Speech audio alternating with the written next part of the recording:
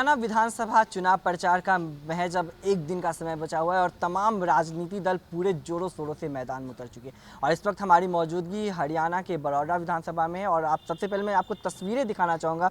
और यहाँ पे हमारे साथ मौजूद हैं आम आदमी पार्टी के प्रत्याशी संदीप मलिक जी, और साथ में इन्होंने एक ओपन डिबेट का चैलेंज किया है तमाम जो आईएनसी के प्रत्याशी हैं, इंदू राज मरवाल जी, बीजेपी के प्रत्याशी प्रदीप सांगवान जी, वहीं इंडिपेंडेंट के कपूर नरवाल जी। तो कहीं ना कहीं एक ओपन चैलेंज दिया गया है, लेकिन देखा जाए तो यहाँ पे तमाम कुर्सियाँ अभी खाली है और हमारे साथ खुद बात करने के लिए संदीप जी मौजूद है। संदीप जी, ओपन चैलेंज देना एक बहुत बड़ी बात होती है, तमाम मुद्दे रहते हैं जनता की, तो आप इसको पहले कैसे देखते हैं? देखिए, हमने सभी प्रत्याशियों को जो चुनावी मैदान में थे उनको ओपन डिबेट के लिए चैलेंज किया था कि आइए बैठते हैं, चर्चा करते हैं, बात करते हैं बड़ौदा की समस्याओं के ऊपर। और आपको जब जब बड़ौदा के लोगों ने मौका दिया तो आपने क्या किया और आप क्या करना चाहते हैं। और मुझे उम्मीद भी थी इनमें से कोई भी प्रत्याशी जनता के ना सामने आया, क्योंकि इनको पता है कि हम सवाल इनसे करेंगे, हक बनता है। 30 साल का युवा हूँ मैं, मेरा हक बनता है इनसे पूछना। मैं एक पार्टी से प्रत्याशी हूँ, वो एक अलग बात है, लेकिन मैं एक युवा, पढ़ा लिखा युवा हूँ। मेरा हक बनता है इनसे पूछना कि आपको जब इतने मौके मिले हैं तब आपने क्या किया। अगर कुछ किया होता तो आज ये साथ इन कुर्सियों पे बैठे होते, लेकिन ये छुपते फिरते हैं। ये भी तो हो सकता है चुनाव प्रचार का अब एक ही दिन समय बचा हो तो तमाम प्रत्याशी अपने चुनावी मैदान में उतरे हो, यहाँ पे वो आना सही नहीं समझ रहे हो। बिल्कुल सही कहा। अगर मैं तो ये भी कहता हूँ आपके चैनल के माध्यम से, अगर ये मुझे अपनी जगह पे बुलाएं, अभी तो आज मैं जनता के बीच, जनता की चौपाल में, बड़ौदा गांव की शहीद गेट वाली चौपाल में, जहां हम जनता के बीच बैठे हैं, अगर ये मुझे बोलेंगे कि आप हमारे घर पे आओ, हमारे लोगों के बीच ये समय होगा, ये दिन होगा, आप वहां पे आके हमारे साथ डिबेट करो, तो मैं वहां भी तैयार बैठा हूं। ये बुलाएं और चर्चा करें कि इनको मौके मिले हैं, लोगों ने मौके दिए, इन्होंने क्या किया। जो हालात बड़ौदा विधानसभा के हैं ना, 90 की 90 विधानसभाओं में सबसे पिछड़ी विधानसभा है बड़ौदा विधानसभा। ये हालात किए इन्होंने। यदि हम आपने बड़ौदा विधानसभा का जिक्र किया, आपने कहा बहुत ही पिछड़ी विधानसभा है, लेकिन यहाँ का यदि हम राजनीति समीकरण देखें तो लगभग 10-25 साल हो गए होंगे लगभग कांग्रेस की सरकार यहाँ पे रही है, विधायक रहे हैं। उससे पहले भाजपा के विधायक इस सीट से जीतते थे। तो क्या लगता है इस बार जो आम आदमी पार्टी यहाँ पे आपको प्रत्याशी बनाई है, तो क्या कुछ खास मुद्दा रहेगा? देखिए, मुद्दे हमारे वही हैं जो आपकी और हमारी ज़रूरतें हैं। बिजली, पानी, अच्छे स्कूल, अस्पताल, युवाओं को रोज़गार, महिलाओं को सम्मान, सुरक्षा, बुज़ुर्गों को सम्मान, यही तो हर व्यक्ति चाहता है। ये पार्टियां, कांग्रेस को 25 साल मौके मिले हैं। अगर एक साल में एक गांव के पीछे लगते तो 25 गांव ये सुधार सकते थे, लेकिन आज हालात देख लो, बद से बदतर हैं। पिछले 10 साल से हरियाणा में भाजपा की सरकार है, तो मैं उनके प्रत्याशी से भी पूछना चाहूँगा कि 10 साल में बड़ौदा विधानसभा के लिए उन्होंने क्या किया। उपचुनाव में इन्होंने बड़ी बड़ी घोषणाएं की थी, कहीं आईएमटी की, राइस मिल फैक्ट्री की, यूनिवर्सिटी की, कॉलेज की।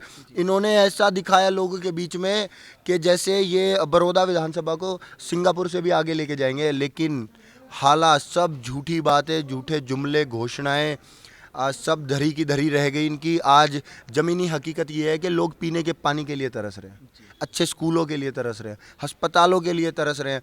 किसी भी आप मुख्य सड़क पे चले जाओ, बद से बदतर हालात हैं सड़कों के। युवाओं को रोज़गार नहीं है।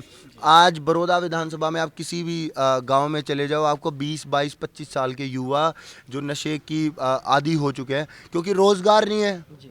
और ये पार्टियां अब लोगों के बीच में जा रही हैं। कोई कह रहा है कि आप हमें मौका दो क्योंकि हमारा जीवन का आखिरी चुनाव है, आप हमें मौका दो क्योंकि हम विधायक बनना चाहते हैं। ये मुद्दे हैं इनके। आपने घोषणा पत्र का जिक्र किया, तो इस बार भी तमाम घोषणाएं की गई, चाहे वो कांग्रेस पार्टी की तरफ से हो या फिर भाजपा की तरफ से हो। 40 घोषणाएं लगभग कांग्रेस पार्टी की तरफ से की गई है, लगभग 35 से 40 घोषणाएं भाजपा की तरफ से की गई। आम आदमी पार्टी 5 गारंटी पे चलती है, तो कितना विश्वास है 40 घोषणाएं के सामने 5 गारंटी टिकेगी? देखिए, हम तो अपना पूरा रिपोर्ट कार्ड लेके आए हैं। दिल्ली, पंजाब में हमने काम करके दिखाए हैं। ये बड़ी बड़ी पार्टियाँ ज़्यादातर मुद्दे तो आम आदमी पार्टी के ही चुराते हैं।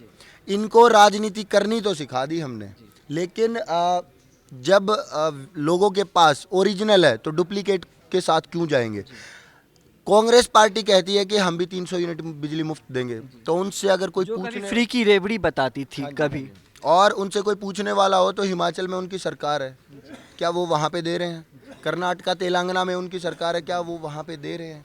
नहीं, ये सब झूठी घोषणाएं हैं। और लोगों को अब भरोसा भी है कि आम आदमी पार्टी ने दिल्ली पंजाब में पहली कलम से काम करके दिखाए हैं और हरियाणा में उससे ज़्यादा काम हम करके दिखाएंगे। तो लोगों को इनकी 40, 50, 100 घोषणाओं से या इनके घोषणा पत्रों में क्या लिखा है उससे कोई फ़र्क नहीं पड़ता।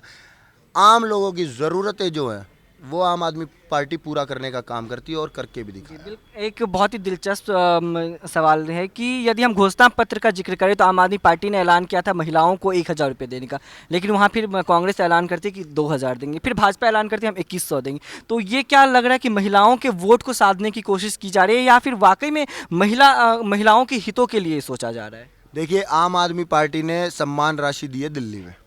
ये क्या करते हैं, ये तो चीज़ें चुराते हैं। जो आम आदमी पार्टी मुद्दे रखती है उनको चुराने का काम करते हैं, लेकिन पूरा करते हैं या नहीं ये तो पूरी जनता को पता है। अब ऐसा ही सेम वाक्य हरियाणा में है। जेजेपी कहती है 5100 बुढ़ापा पेंशन, कांग्रेस 6000, कोई कहता है 7500 बुढ़ापा पेंशन, कोई कहता है 8000 और निर्दलीय कहते होंगे शायद 10,000, 12,000। तो ये तो सब झूठी घोषणाएं हैं।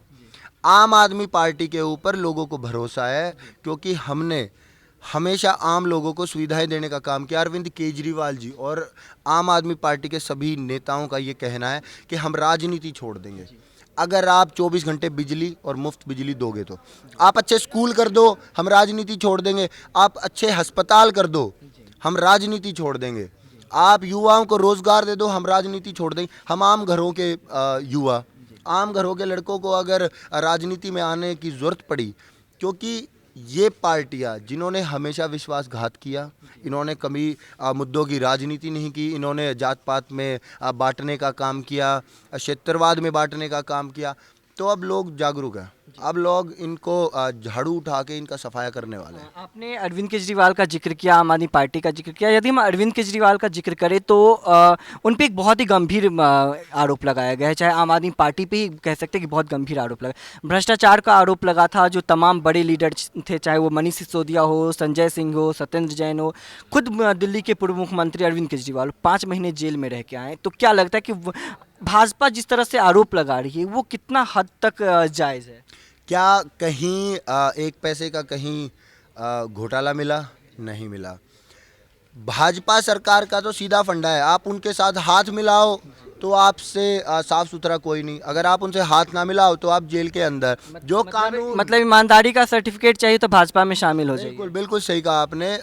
और जो इन्होंने कानून बनाया उसके तहत जो इन्होंने 1.5 साल तक मनीष जी को, संजय जी को, अरविंद केजरीवाल जी को और सभी आम आदमी पार्टी के, क्योंकि ये चाहते थे कि आम आदमी पार्टी को तोड़ दे। और अरविंद केजरीवाल जी अब सब आम घरों के लोग हैं। ये अरविंद केजरीवाल जी, संजय जी, मनीष जी आम घरों के लोग, क्रांतिकारी होते हैं। और जब आम लोग जनता के बीच जाते हैं अपने मुद्दों के लिए तो मजबूती के साथ लड़ते भी और इतिहास भी रचते हैं। वही किया अरविंद केजरीवाल जी ने। साफ कहा, आप हमें तानाशाही तरीके से सारी उम्र जेल में रख लो तब भी हम आपके साथ हाथ नहीं मिलाएंगे, चाहे आप हमारे उम्र भर जेल के अंदर रखोगे, सच्चाई एक दिन सामने आएगी। लेकिन एक आपको यहाँ पे मैं रोकना चाहूँगा। आपने कहा कि हाथ नहीं मिलाएंगे, लेकिन यदि देखा जाए हरियाणा चुनाव के दौरान लगातार आम आदमी पार्टी के शीर्ष नेतृत्व का कहना है कि जिसकी सरकार बनेगी बिना आम आदमी पार्टी के साथ नहीं बनेगी। तो यदि यहाँ पे भाजपा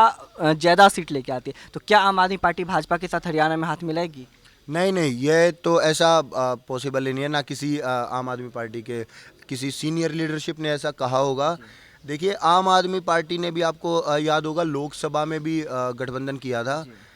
जब बात देश बचाने की आएगी तो आम आदमी पार्टी हमेशा सबसे पहले हाथ खड़ा करेगी और ऐसा हमने करके भी दिखाया है। आम आदमी पार्टी लोगों को सुविधाएं देना चाहती है।